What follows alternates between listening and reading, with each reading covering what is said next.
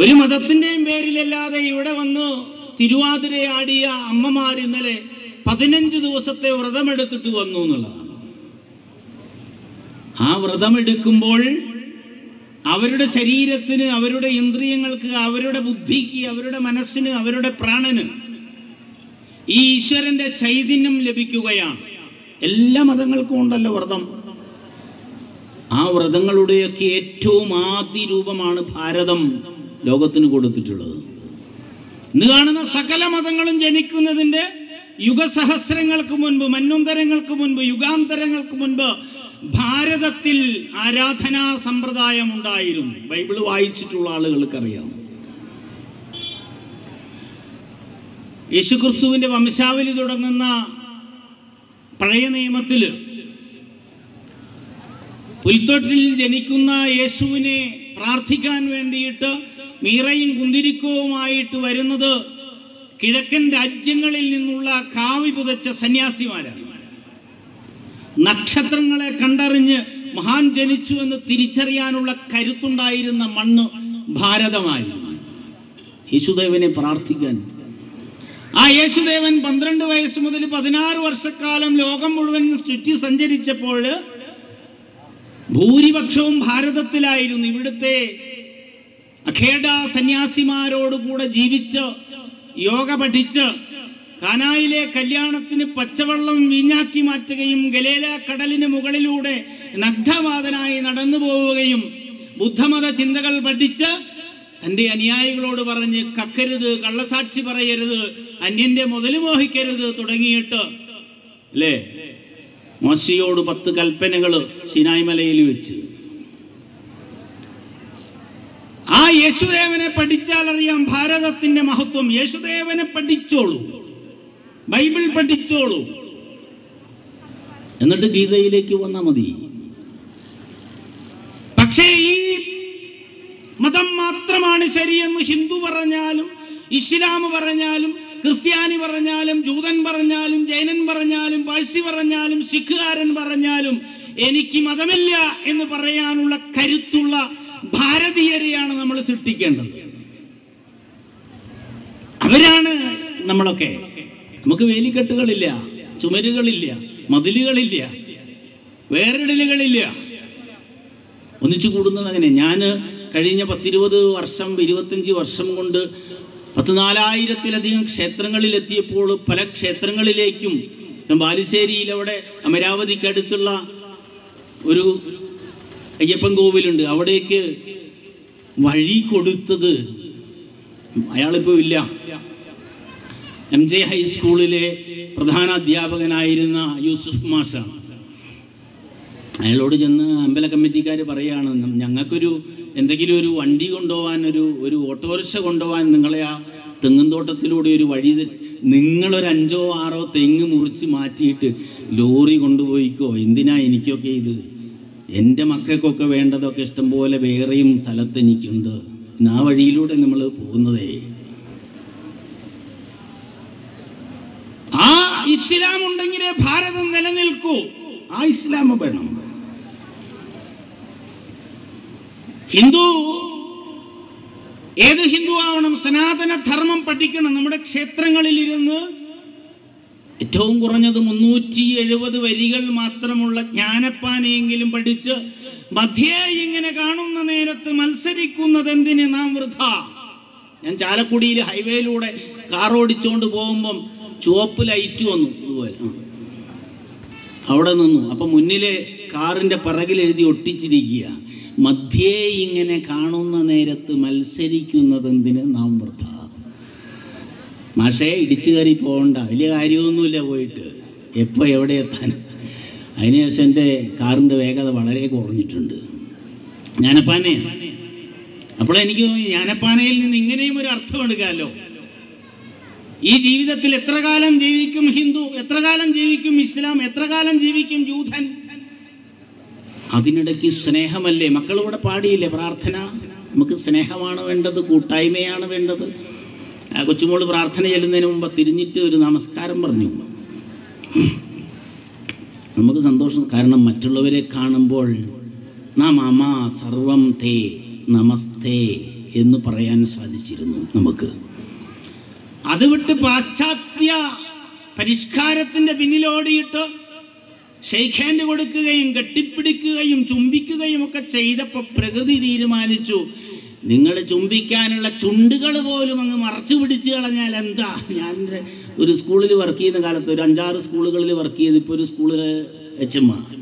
അപ്പോൾ ഒരിടത്ത് ഞാൻ ചോദിച്ചു, നമ്മുടെ ഈ മഹാമാരി വന്നപ്പം ടീച്ചറെ ഇപ്പോൾ ലിപ്സ്റ്റിക് അടിച്ചാൽ നാട്ടുകാർ കാണൂല അല്ലേ, അങ്ങനെ ഒരു കുഴപ്പമുണ്ട്.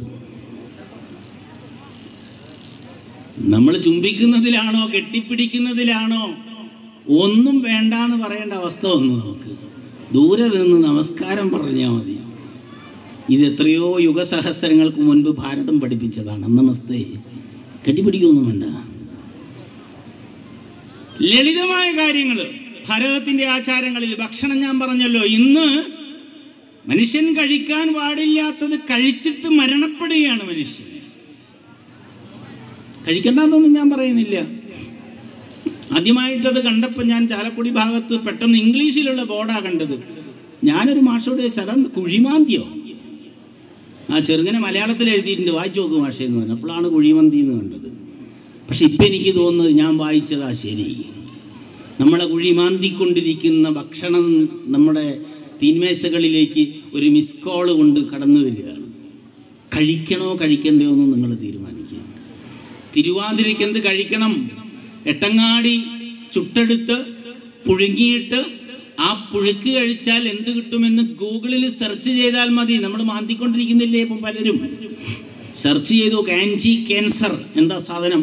കിഴങ്ങ് വർഗ്ഗങ്ങൾ കഴിക്കൂ. ചെറിയ കുട്ടികൾക്കൊന്നും കിഴങ്ങ് കഴിക്കുന്നത് ഇഷ്ടമുണ്ടാവില്ല. കജ്ജിയും പുഴുക്കും ഒക്കെ കൊടുത്താൽ പറയാ ഇതൊന്നും വേണ്ട, ഇറച്ചിയും പൊറാട്ടയും മതി. കഴിക്കണ്ടെന്ന് ഞാൻ പറയുന്നില്ല. മുള്ളൻചക്ക തിന്നാലാണ് ക്യാൻസർ മാറുന്നത്. ഒരു വരിക്കച്ചക്കയുടെ കുരുവിനകത്തുള്ള കണ്ടന്റ് എന്ന് പറയുന്നത് 6 കോഴിമുട്ടയുടെ കണ്ടന്റാണ്. സയൻസാണ്. വീട്ടിലുള്ള ചക്ക വീണിട്ട് ഇങ്ങനെ ചീഞ്ഞ് കിടക്കുന്നത് ചാടിക്കടന്നിട്ട് അപ്പുറത്ത് പോയിട്ട് 10 കോഴിമുട്ടയും വാങ്ങിയിട്ട് തിരിച്ചു വരുന്നവൻ്റെ തലയിൽ ചക്ക വീണ് ചത്തു. ഈ ചക്കക്കുരു അവിടെ വെച്ചിട്ട് കോഴിമുട്ട മേടിക്കാൻ പോയതാ. എന്ത് ഭക്ഷണം കഴിക്കണം, എന്തു വെള്ളം കുടിക്കണം? സ്വന്തം അച്ഛൻ്റെ കൈയും കാലും അടിച്ചോടിച്ചിട്ട് അയാളിങ്ങനെ കിടക്കുകയാണ് എരഞ്ഞിപ്പാലത്ത്. മകൻ ഷൈൻ, പാവം, നല്ല പേര്, നല്ല സുമുഖനായ ചെറുപ്പക്കാരൻ, സുന്ദരനായ മനുഷ്യൻ. എനിക്കത്ര സൗന്ദര്യമില്ല. ഞാനും വിചാരിച്ചു ഞാനാ സുന്ദരൻ. പക്ഷെ അവനെ കണ്ടപ്പോൾ എനിക്ക് മനസ്സിലായി അവനാണ് സുന്ദരൻ. പക്ഷെ അവൻ കത്തിയെടുത്തിട്ട് പിന്നെ അമ്മേനെയും അച്ഛനെയും കൊല്ലും എന്ന് പറയുകയാണ്. നടക്കാവസൈ ആ നല്ല മനുഷ്യൻ എങ്ങനെ ഇവനെയും ഉപദ്രവിക്കാൻ പറ്റില്ല, അച്ഛനും ഉപദ്രവേൽക്കരുത്, പരമാവധി ശ്രമിച്ചു. ഒടുവിൽ വെടി പൊട്ടിച്ചിട്ട് അവനെ കീഴടക്കിയത്. മയക്കുമരുന്നിന് അടിമയാണ്. മക്കളെ, ബ്ലൂ വെയിൽ കളിച്ച് 3 ആള് മരിച്ച വയനാട് ജില്ലയെ മറക്കാതിരിക്കുക. ഇവിടെയല്ലേ മരിച്ചത്? 4 വർഷം മുൻപ് മൊബൈലിലൂടെ നിങ്ങളെ റാഞ്ചിയെടുത്തിട്ട് MDMA-ക്കും ചെരസിനും ഭാങ്കിനും ഹാഷിഷിനും ബ്രൗൺ ഷുഗറിനും കറപ്പിനും ഖഞ്ചാവിനും അടിമകളാക്കിയിട്ട് ഈ ഭാരതത്തിലുള്ള നമ്മെപ്പോലെ ഒന്നിച്ചു നിൽക്കുന്ന ഹിന്ദുവിനെയും ഇസ്ലാമിനെയും ക്രിസ്ത്യാനിയെയും ജൂതനെയും ജൈനനെയും പാഴ്സിയെയും തമ്മിലടിപ്പിച്ച് ഈ മണ്ണ് കോരി മറച്ചിട്ട് തൻ്റെതാക്കാനിരിക്കുന്ന വിദേശ രാഷ്ട്രങ്ങളുടെ അങ്കികളുണ്ട് ഇവിടെ MDMA ഇറക്കുമതി ചെയ്യാനെന്ന് മറന്നു പോവാതിരിക്കുക. 6ലും 7ലും 8ലും പഠിക്കുന്ന കുട്ടികളെ കോരിയെടുത്തിട്ട് നിങ്ങൾക്ക് മണിക്കൂറുകൾ കൊണ്ട് ലക്ഷക്കണക്കിന് രൂപ സമ്പാദിക്കാം എന്ന് പറഞ്ഞ് 10 കൊല്ലം കൊണ്ട് അടുത്തു വരുന്ന തലമുറ മനുഷ്യനല്ലാതായി മാറിയിട്ട് അവയവങ്ങളില്ലാത്തവനായിട്ട് അലഞ്ഞു തിരിയേണ്ടി വരും. ശ്രദ്ധിച്ചോളൂ. നമ്മുടെ മക്കള്, ഇവിടെയുള്ള 10ഉം 15ഉം വയസ്സുള്ള കുട്ടികളെ, നിങ്ങളുടെ അടുത്ത തലമുറയിൽ നിങ്ങളുടെ മക്കള് ബുദ്ധിശൂന്യരായിട്ട് മൃഗങ്ങളെക്കാൾ അധപ്പതിച്ച സംസ്കാരമുള്ളവരായിട്ട് തമ്മിലടിച്ച് നശിച്ചു പോകുന്നു. യാദവകുലം നശിച്ച കഥ ഭാഗവതം പറയുന്നത് പോലെ മദ്യപിച്ച് തമ്മിലടിച്ച് യുദ്ധം ചെയ്ത് തകർന്നു. ഭഗവാൻ പറഞ്ഞു, ഇതൊക്കെ എനിക്കറിയാം, വെള്ളമടിക്കുന്നവൻ അവസാനം എവിടെ എത്തും എന്ന് എനിക്കറിയാമെന്ന് ഭഗവാൻ അന്നേ പറഞ്ഞ. മയക്കുമരുന്ന് ഇറങ്ങിക്കൊണ്ടിരിക്കുക. ലോകത്തില് ഏറ്റവും കൂടുതൽ ജനസംഖ്യയുള്ള രാഷ്ട്രമായിട്ട് കഴിഞ്ഞ ആഴ്ച മാറിയിരിക്കുന്നു ഭാരതം. 143 കോടി. ആ 143 കോടിയിൽ 32% യുവതയാണ്, യുവതീ യുവാക്കൾ. മറ്റൊരു രാഷ്ട്രത്തിലുമില്ല. ആ യുവതയെ കൊന്നാൽ മാത്രമേ നമ്മളെ പഴയകാലം പോലെ വീണ്ടും നമ്മളെ ചൂഷണം ചെയ്യാൻ പറ്റൂ. പഴശ്ശിയും ദളവയും തുടങ്ങി ഹക്കനും ബുക്കനും കൃഷ്ണദേവരായരും സ്വാമി വിവേകാനന്ദനും അങ്ങോളം ഇങ്ങോളം ഗാന്ധിജി മുതൽ ഇങ്ങ് നിന്ന് അങ്ങോട്ട് ആരെ പഠിച്ചാലും എന്തിന് ജീവിതം അവർ ആഹുതി ചെയ്തിരുന്നു? ഈ ഭാരതത്തിന്റെ സ്വാതന്ത്ര്യത്തിന് വേണ്ടിയിട്ടാണെങ്കിൽ ആ സ്വാതന്ത്ര്യത്തെ ശീതസമരങ്ങളിലൂടെ വരുന്ന തലമുറ പഠിക്കേണ്ടത് പഠിക്കേണ്ട സമയത്ത് പഠിക്കാതിരിക്കാനും പഠിക്കേണ്ടാത്ത സമയത്ത് പഠിക്കാനുമുള്ള പാഠങ്ങളിലേക്ക് നിങ്ങളെ ഇറക്കി വിട്ടുകൊണ്ട് ഈ ഭാരതത്തെ തകർക്കാൻ ശ്രമിക്കുന്നവർക്കുള്ള മറുപടിയാണ് നമ്മുടെ കൂട്ടായ്മ. ഈ ക്ഷേത്രത്തിന്റെ സംസ്കാരം അതാണ്. ക്ഷതാത് ത്രായതേ ഇതി ക്ഷേത്രം ഇതി അഭിധീയതേ. നമ്മുടെ ക്ഷതങ്ങളെ ഇല്ലാതാക്കണം. മാനസിക ക്ഷതങ്ങൾ, ശാരീരിക ക്ഷതങ്ങൾ, ബുദ്ധിപരമായ ക്ഷതങ്ങൾ, ഓർമ്മക്കുറവുകളെ കുറിച്ച് പറയുന്ന കുട്ടികൾ മറന്നുപോയി എന്ന് പറയുക ചിലപ്പോൾ കുട്ടികൾ. ഞാൻ പറയട്ടെ, നിങ്ങളൊരു ഭക്തനായാൽ മതി, ഒരു ഭക്തനായാൽ മതി. സൂഫിമാരോട് ചോദിക്കും നിങ്ങൾ.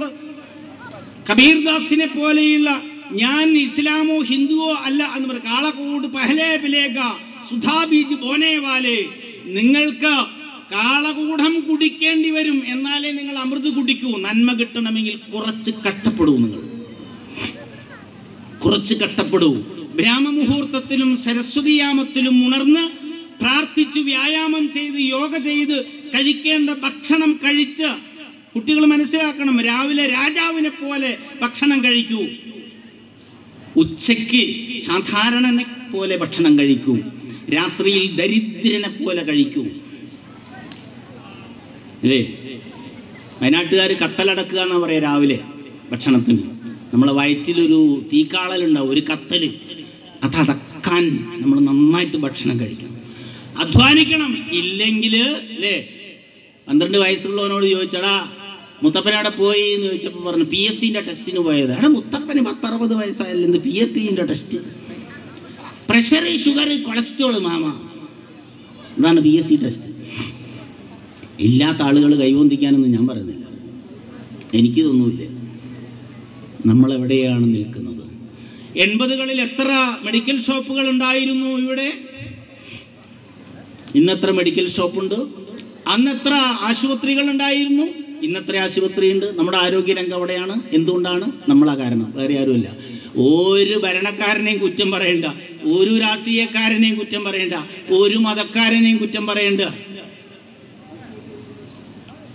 ബാത്താർ മാത്തമാറ്റിക്സ് എന്ന് പറഞ്ഞില്ല, ഒക്കെ കണക്കാണ്. നമ്മൾ അതിൽ പെട്ടവരല്ലേ, ഓരോരോ രാഷ്ട്രീയവും. പക്ഷെ നമ്മുടെ ജീവിത രീതികൾ മാറിപ്പോയി. രാവിലെ എഴുന്നേൽക്കുന്നില്ല. ഭാരതം പണ്ട് പറഞ്ഞത് സരസ്വതിയാമത്തിൽ എഴുന്നേൽക്കൂ. സരസ്വതിയാമം 2:30ക്കും 4 മണിക്കും ഇടയിലാണ്. നിങ്ങൾക്ക് സാധിക്കുന്നത് മക്കളെ, 10ലും 12ലും 16ലും ഒക്കെ പഠിക്കുന്ന കുട്ടികളില്ലേ ഇവിടെ? അലാറം വെക്കാതെ ഉണരാൻ പറ്റുമോ? നിങ്ങൾക്ക് പറ്റും. ഒരു കുഞ്ഞു തേനീച്ചയുടെ മസ്തിഷ്കത്തിൽ 10 ലക്ഷം ന്യൂറോണുകളാണുള്ളത്. ഒരു കമ്പ്യൂട്ടറിൽ ഒരു ന്യൂറോൺ മാത്രമേ ഉള്ളൂ, അത് മതി. ആയിരക്കണക്കിന് കാര്യങ്ങൾ, ഫയലുകൾ സേവ് ചെയ്യാൻ ഒരു കമ്പ്യൂട്ടറിന് സാധിക്കുമെങ്കിൽ ആ കുഞ്ഞു തേനീച്ചയുടെ മസ്തിഷ്കത്തിലെ ന്യൂറോണുകൾ കൊണ്ട് എന്തെല്ലാം അത്ഭുതങ്ങൾ സൃഷ്ടിക്കാമെന്ന് പ്രപഞ്ചം നോക്കിക്കൊണ്ട് മനുഷ്യര്, ഇന്നത്തെ ശാസ്ത്രജ്ഞന്മാർ പറയുമ്പോൾ മനുഷ്യന്റെ മസ്തിഷ്കത്തിൽ കോടാനുകോടി ന്യൂറോണുകളാണ്. നിങ്ങൾ വിചാരിച്ച സമയത്ത് ഉണരും, വിചാരിച്ച സമയത്ത് ഉറങ്ങും. ഒരു സംശയവും വിചാരിക്കേണ്ട. അതിന് സാധിക്കുന്ന ഒരു ജീവി മനുഷ്യനാണ്. ബ്രഹ്മാവലോക ദിശണ എന്നാണ് അതിനെക്കുറിച്ച് ശാസ്ത്രം പറയുന്നത്, വേദാന്തം പറയുന്നത്. ബ്രഹ്മത്തെ അറിയാൻ, സ്വയമേവ തിരിച്ചറിയാൻ, അഹം ബ്രഹ്മസ്മിൻ എന്നും തത്വമസി എന്നും അയം ആത്മബ്രഹ്മ എന്നും സർവം ഖല്ലിതം ബ്രഹ്മ എന്നും അഭയം വൈ ബ്രഹ്മ എന്നും പ്രജ്ഞാനം ബ്രഹ്മ എന്നും ഒക്കെയായിട്ട് 5-6 വേദാന്ത സാര സംഗ്രഹ വാക്യങ്ങളുണ്ട്. ഞാൻ ഈശ്വരനാണ്, നിങ്ങളെല്ലാം ഈശ്വരന്മാരാണ്. നമുക്കെന്തിനാ തമ്മിലടി എന്നാ അതിൻ്റെ അർത്ഥം. ആ ഒരു ചൈതന്യം കിട്ടണമെങ്കിൽ ബ്രാഹ്മ മുഹൂർത്തത്തിൽ എഴുന്നേൽക്കണം. സ്കൂളിൽ പോകുന്ന കുട്ടികൾ, കോളേജിൽ പോകുന്ന കുട്ടികൾ, സരസ്വതിയാമം പറഞ്ഞു ഞാൻ. ബ്രാഹ്മ മുഹൂർത്തം 3:30-ക്കും 5:30-ക്കും ഉള്ളിലാണ് എഴുന്നേൽക്കണം. ക്ഷേത്രത്തിലെ എല്ലാ കർമ്മങ്ങളും തുടങ്ങുന്നത് ആ സമയത്താണ്. ഇന്ന് വാങ്കുവിളി, സുബൈക്ക് ബാങ്ക് വിളിക്കുന്നു, ബ്രാഹ്മ മുഹൂർത്തത്തിലാണ്. ഭാരതം പഠിപ്പിച്ച സംസ്കൃതി. 5 നേരം നിസ്കരിക്കുന്നു, വജ്രാസനത്തിലാണ്. വജ്രാസനം ചെയ്യുന്നത് നല്ലതാണ്. നിസ്കാരം വജ്രാസനത്തിലാണ്. എത്ര ലളിതമായിട്ടാണ് നമ്മുടെ ഓരോ ആചാരങ്ങൾ പിന്നീട് ലോകം മുഴുവൻ നിറഞ്ഞത് ഭാരതത്തിൻ്റെ. പക്ഷേ ഭാരതീയരായ ചിലർ അത് ഇന്ന് സ്വീകരിക്കുന്നില്ല. മരണാനന്തരത്തിൽ ഭാരതം അന്നും ഇന്നും എന്നും ചെയ്യുന്നത് പൂർണ്ണ വളർച്ചയെത്തിയ ഒരു ജഡശരീരത്തെ മരിച്ചു കഴിഞ്ഞാൽ ആ ശരീരത്തിനെ കത്തിച്ച് ഭസ്മമാക്കിയിട്ട് അവശേഷിക്കുന്ന ആ ഭസ്മം ഉൾപ്പെടെയുള്ളത് എടുത്തിട്ട് ആഴക്കയങ്ങളിലോ വിദൂരമായ ഏതെങ്കിലും ഉത്തുംഗ പർവ്വതങ്ങളിലോ നിക്ഷേപിക്കണം. ഉന്നത സ്ഥാനങ്ങളിൽ, ഉയർന്നിടങ്ങളിൽ. എന്തിനാ? അടുത്ത തലമുറയ്ക്ക് ഇവിടെ കിണർ ഒഴിക്കണം, വീട് വെക്കണം, കൃഷി ഇറക്കണം, അടുപ്പ് ഉണ്ടാക്കണം. 18-ലും 19-ലും പ്രളയം വന്നപ്പോൾ കേരളീയർക്ക് മനസ്സിലായി, ഇനി നമ്മൾ കുഴിച്ചിടരുത്. ഭാരതത്തിൻ്റെ സംസ്കാരമാണ്, കത്തിക്കണം. മഹാമാരി രോഗം വന്നപ്പോൾ മനസ്സിലായി, കുഴിച്ചിടരുത്, കത്തിക്കണം. മരിച്ചവന്റെ വീട്ടിൽ പോയി തിരിച്ചു വന്നാൽ വീട്ടിൽ കയറണമെങ്കിൽ കുളിക്കണം. വിഡിത്തം, എന്തിനാണോ കുളിക്കുന്നത് എന്ന് 10 കൊല്ലം മുമ്പേ ചോദിച്ചിരുന്നു. ഇപ്പോൾ മരിക്കണ്ട, വേറൊരാളെ കണ്ടാൽ വീട്ടിൽ കയറുമ്പോൾ കുളിക്കണം എന്ന് നമ്മളെ ആ മഹാരോഗം പഠിപ്പിച്ചു. ഇത് പണ്ടേ നമ്മുടെ സന്യാസിമാർ പറഞ്ഞതാണ്. നിങ്ങൾ പുറത്തു പോയാൽ തിരിച്ച് വീട്ടിൽ കയറിയാൽ കുളിച്ചിട്ടേ കയറാവുള്ളൂ. നിങ്ങൾ മാംസവും മത്സ്യവും മുട്ടയും കഴിച്ചാൽ എന്തുകൊണ്ടാണ് ക്ഷേത്രത്തിൽ വരരുത് എന്ന് പറയുന്നത്? 3 മണിക്കൂറെങ്കിലും കഴിഞ്ഞിട്ടേ വരാവൂ. നിങ്ങൾക്ക് രോഗമുണ്ടാവും ഇല്ലെങ്കിൽ. കാരണം ഇവിടെ പ്രതിഷ്ഠിച്ചിരിക്കുന്ന ശിലാവിഗ്രഹങ്ങളിലേക്ക് നാം പ്രാർത്ഥനകളിലൂടെ കൊടുക്കുന്ന നമ്മുടെ ജീവാംശം എന്ന് പറയുന്നത് നഗ്ന നേത്രങ്ങൾ കൊണ്ട് കാണാൻ സാധിക്കാത്ത പ്രാണാംശങ്ങളാണ്. ആ ശിലകൾ ഏറ്റെടുത്തിട്ട് പുറത്തേക്ക് വമിപ്പിക്കുന്ന ഊർജം എന്ന് പറയുന്നത് അതിശക്തമാണ്.